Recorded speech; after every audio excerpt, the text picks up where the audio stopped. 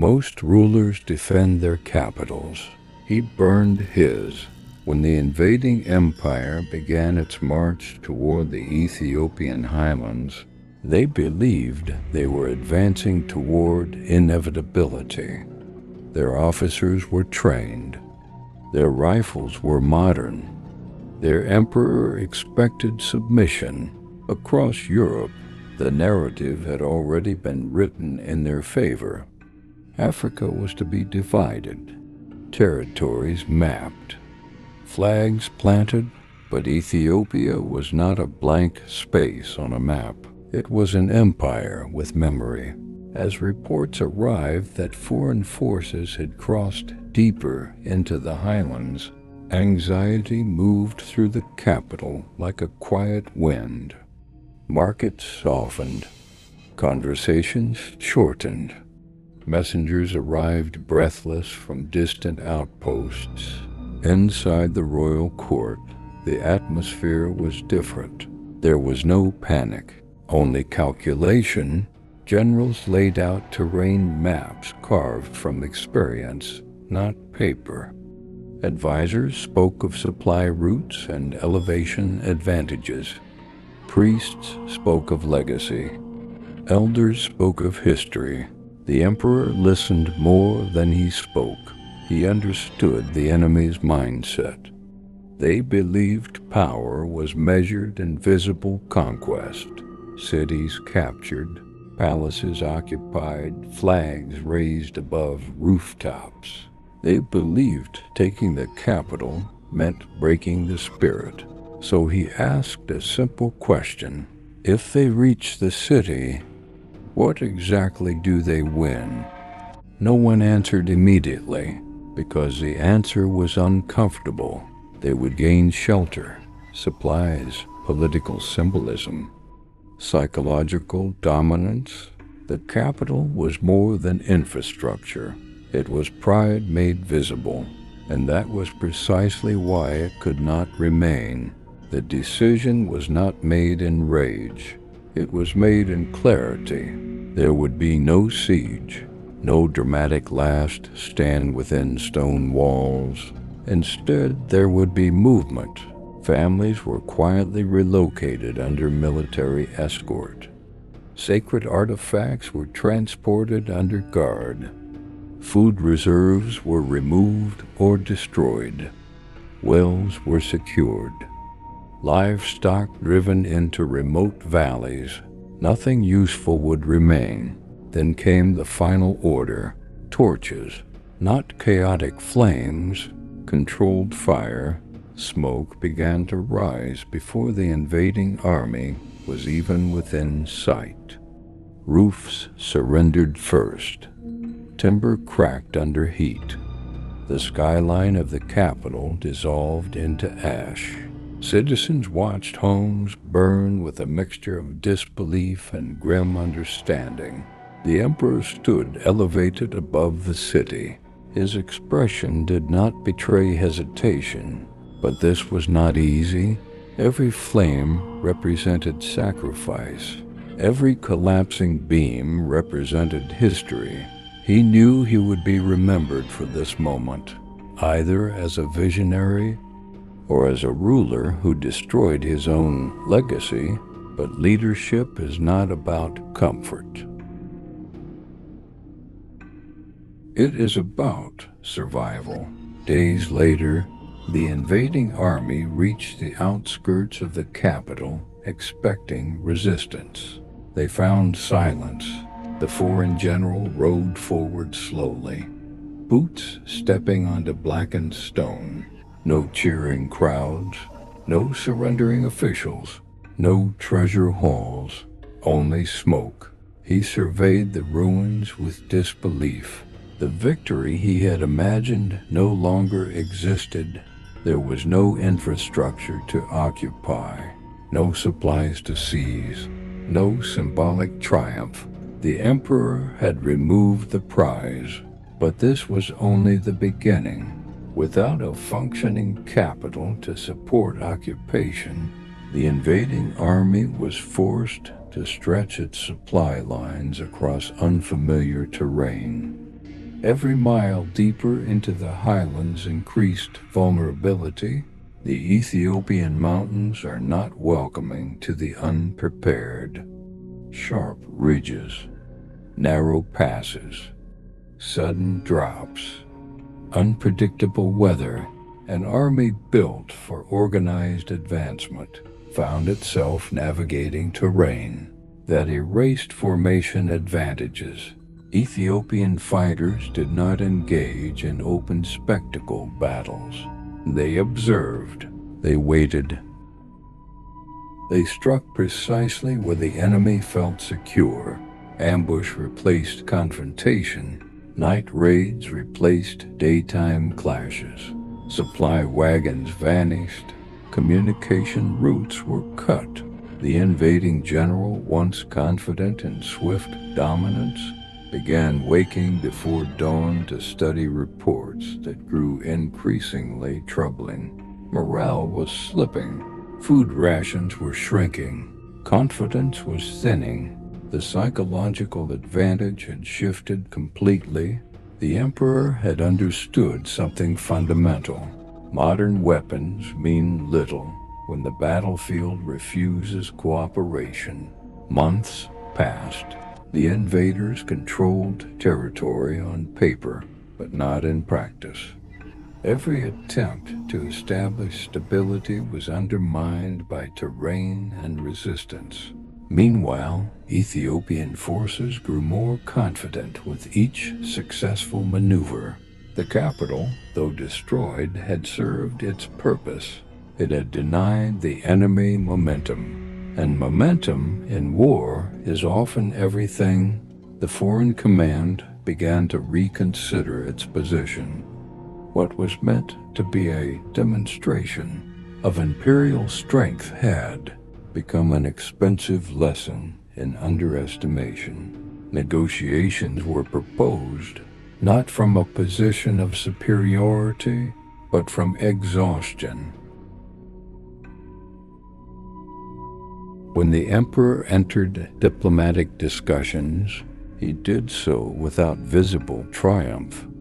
There was no celebration, no dramatic speeches, only steady presence. He had sacrificed stone to protect sovereignty. He had burned buildings to prevent occupation of spirit. And now he negotiated not as a defeated ruler, but as one who had dictated the terms of survival. The treaty that followed did not erase the damage. The capital would take time to rebuild.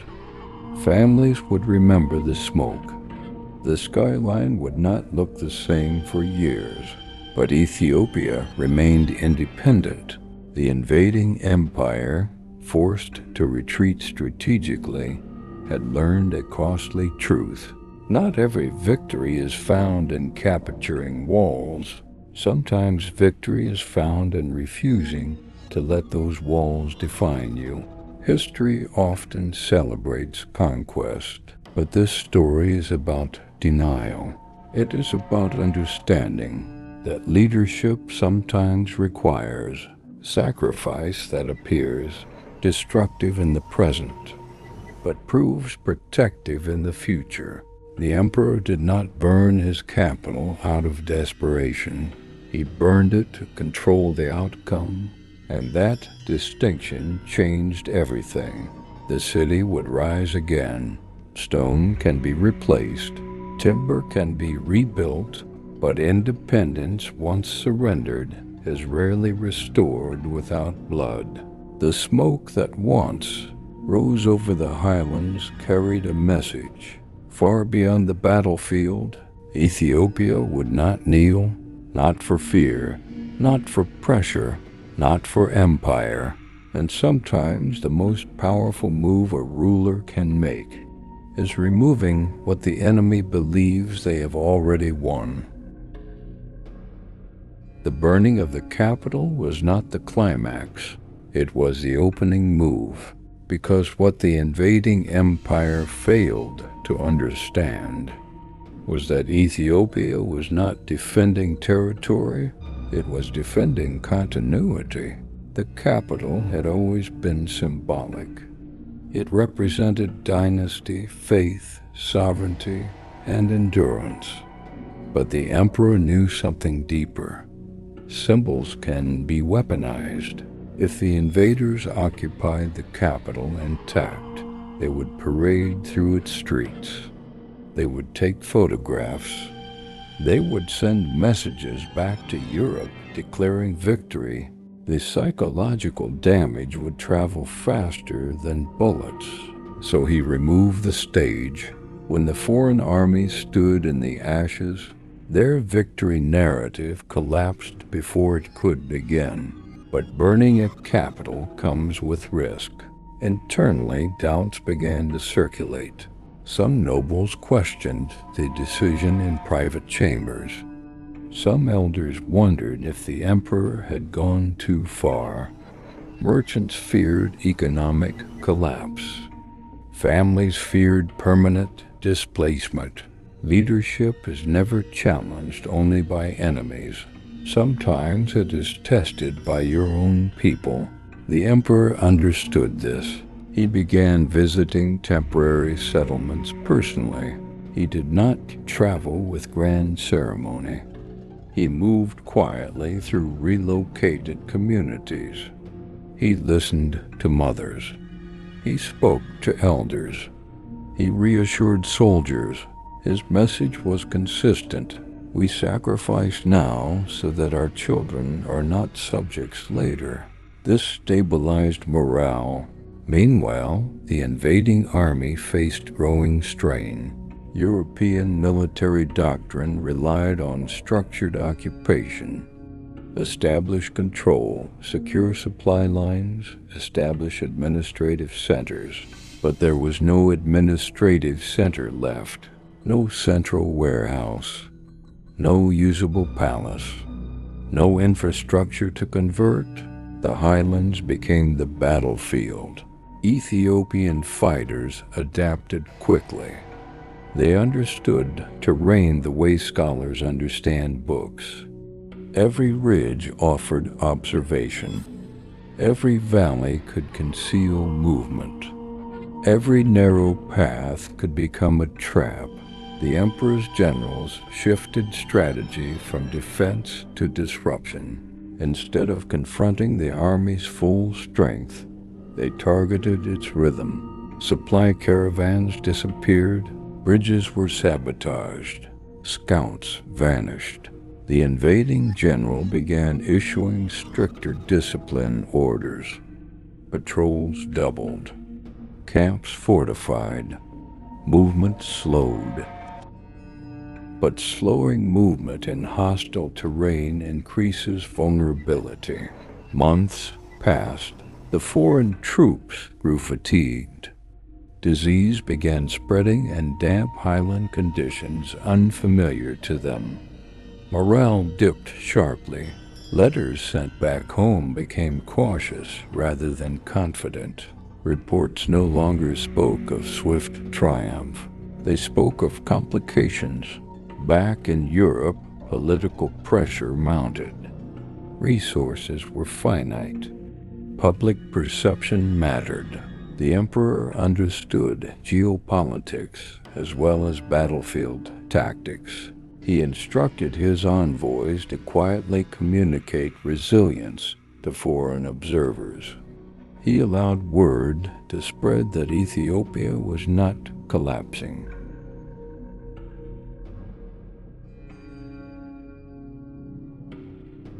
This was strategic messaging. If the invasion looked unsuccessful internationally, diplomatic leverage increased. The war shifted from physical confrontation to psychological endurance. The foreign general now faced two battles, one against Ethiopian resistance and one against expectations from his own empire. Meanwhile, Ethiopia's internal unity strengthened. The burning of the capital, once controversial, became symbolic. It represented sacrifice. It represented refusal. It represented sovereignty over comfort. Reconstruction plans were already being drafted while fighting continued, stone by stone, not rushed, deliberate, because rebuilding after resistance reinforces identity. Eventually, negotiation became unavoidable. The invading empire had underestimated geography, unity, and strategic sacrifice. Diplomatic talks began in neutral space. The emperor did not enter negotiations weakened. He entered with leverage. The invaders needed resolution. He needed sovereignty recognized. The treaty discussions were tense, but calm. The emperor maintained composure throughout. He did not reference the burning of the capital as tragedy. He referenced it as choice, and that distinction shaped the outcome. When agreements were signed, Ethiopia remained independent.